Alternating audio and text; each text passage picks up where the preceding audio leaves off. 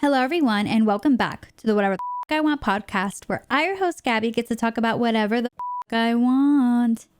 And today's episode is going to be about haters. So, fuck the haters.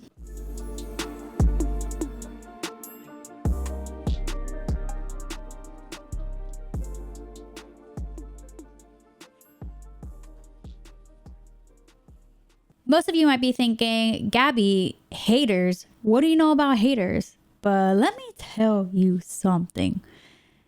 First of all, sometimes you can be your own biggest hater because it's almost as if you want or expect yourself to fail. Oh, well, if I don't even bother trying, then I won't fail. And so you're kind of hate on yourself by not doing what you want to do. You are hindering yourself, and you not believing in yourself creates this reality in your head that you're not capable of doing things. And that's what a hater does. A hater tears people down. And sometimes you are the one who tears yourself down. You're the one who can nitpick your body in the mirror. You're the one who's telling yourself that you can't do these things. Oh no, I can't join a sports team. I've never played a sport in my entire life. Oh no, I can't join ballet at age 40. I'm 40 years old. What am I doing ballet for? Like, we are our own biggest obstacles. And I will say this time and time again. And so we need to get over that. But aside from us being our own haters sometimes, let me tell you about like actual haters I've had. Because I've recently been asked, like, Gabby, how do you deal with haters? And I guess one of the biggest situations that I had that involved haters was through streaming on Twitch. There were these things called hate raids where people would go, and it was like a group of people, and who knows, probably bots too. And they would go into your streams and type hateful things. So this happened to me on Discord. So if you don't know, I have a Discord server for my community, and in there I had a hate raid happen. And what these people did was they joined my server and they posted people getting decapitated. They were posting genitals getting severed. They were posting the N-word repeatedly and just hateful things. And, you know, I was getting messages from people like, hey, Gabby, like, what, you gotta like take care of this. You gotta handle this immediately. And so thankfully I was able to, and I had to make the settings like a lot more strict than what they were originally. But afterwards I sobbed. I was sobbing so hard. I felt so defeated. I felt like I couldn't control the situation. And I am somebody who is sensitive to things like that. Like, I don't like gory things. I don't like hate being spread. And I could just feel all of that hate being projected onto me, because like, what human being thinks that it's okay to do any of that? And they were saying like F the N-word, oh, like they should all die. Like, I mean, it was just horrendous what was being said and what was being posted into my Discord. Like, if I could burn that memory in my brain, I would. And unfortunately I can't. It's just something that I had to go through. And I remember at the time I grabbed an egg. So I don't know if you believe this or if you've ever heard of this, but you can do like an egg cleansing, and you basically get an egg and you rub it around you or on you and try to just like allow the egg to take away that negative energy. And I'm like, fuck, I need an egg cleansing, because that was just so hard on me. And I honestly, I believe I took a day off streaming. I don't think it was any more than that, but it was really, really hard for me to bounce back from that, because it was something that lived in my head rent free. And I knew that if I allowed for them to do something that horrible and allow it to stop me from creating content and having my community, then they would have won. So honestly, that's probably been the worst scenario I've ever had in terms of a hater. And honestly, I think haters are just bullies. And I remember one time in high school, there was a girl who wrote on my Facebook wall that I was a slut. And keep in mind, I was a freshman in high school. I hadn't lost my virginity. I hadn't even like done anything intimate with a guy. I didn't even like really know what a guy looked like naked. And she's out here calling me a slut on my Facebook wall. And I have, you know, teachers on Facebook, family, friends, people from church. And I was so sad. And this happened on the last day of school. I remember going to my tia's house after on the last day of school. They had a cookout and this girl was out here calling me a slut. And I'm like, what the fuck? And it really, really hurt me. I think there's a few different scenarios in terms of bullying that I've gone through, and not all of them are haters. Some of them are just like people who would pick on me because I was small, things like that. But in this situation, it felt like this person was a hater because they called me a slut because of a guy that I was friends with. Like, this is literally just one of my friends, and I was encouraging him to ask one of my friends out. You know, I'm like, oh, you mutually like each other. You should ask each other out. And this girl's like, you're getting in the way. You're a slut. You're trying to steal him from her. And I'm like, no, I'm trying to get them together. Like, you don't understand.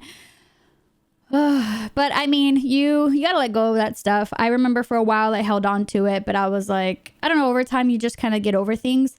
And so I feel like surviving that hate raid allowed me to get over some of the like horrible things that could be said to you. I remember even streaming on Twitch one time.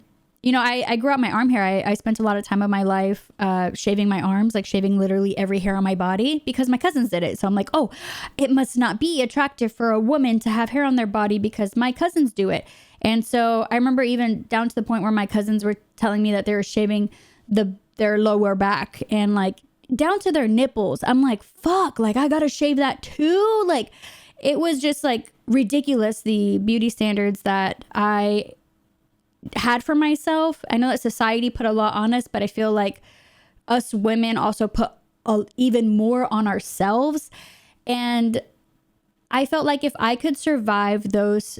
Okay, hold on. Sorry, I'm bouncing around. So I was streaming on Twitch and I had grown out my arm hair because I decided my senior year of high school I would no longer be shaving my arms.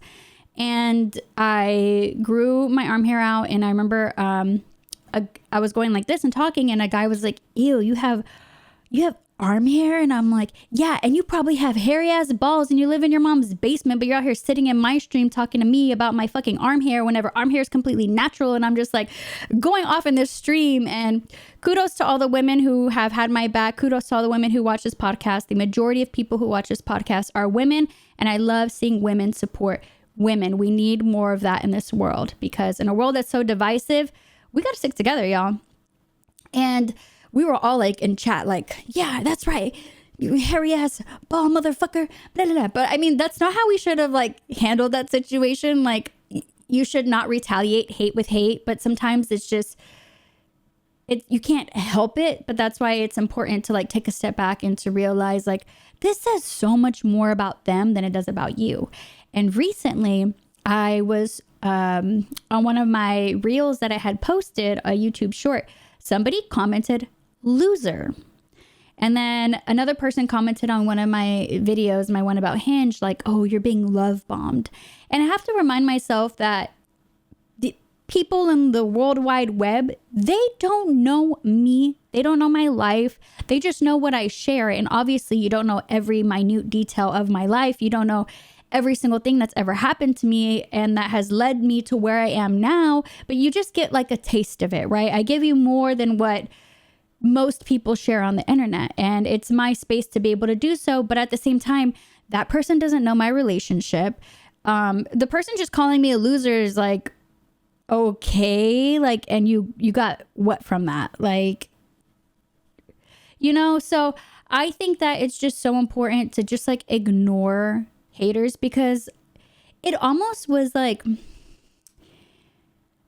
well, if you're successful, naturally, you're going to have people who hate on you. So it almost like validated my success in that way, where it's like, damn, Gaby, like people are hating on you. Like people don't want to see you succeed, but that doesn't overlook all of the other people who are supporting you, because it is a resounding amount of people who are sending me messages damn near daily of, Gaby, you inspire me. Gaby, I'm working out because of you. You know, like, dang girl, you look so good. You know, very positive and affirming things that I get from people.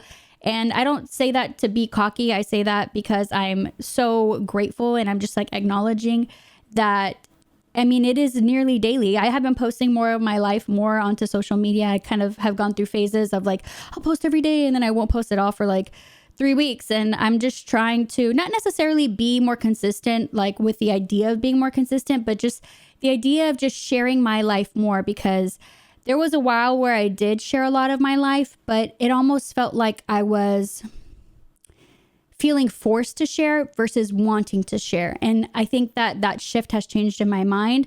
Now I'm sharing things because I want to share them, not because I feel forced to, like, oh, I need to post content because I have to. It's like, no, I'm going to post this cute little TikTok of me doing a transition because I want to, not because I expect to gain, you know, followers from it, or like I want to help the algorithm and I want, you know, more views and blah, blah, blah. And I think my mind has changed on that because, you know, sometimes on your feed, you'll get like, you got to post daily, you got to post 3 times a day, and you got to and during this time, blah, blah, blah. And then it just sucks the fun out of work for you.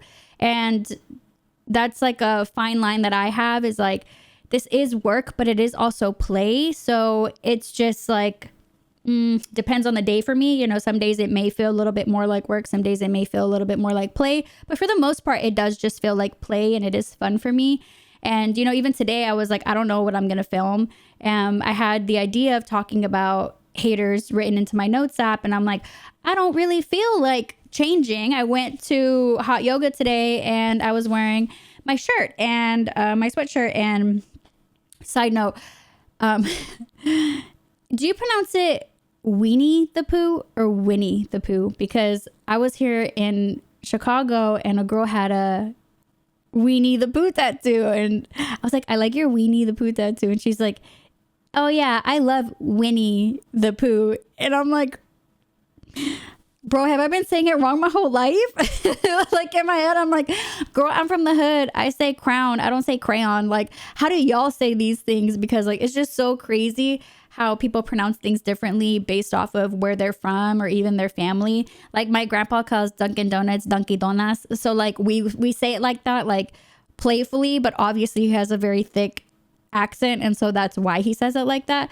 Or like el Walmart, like people say Walmart, or like Walmart, I'm gonna go to Walmart.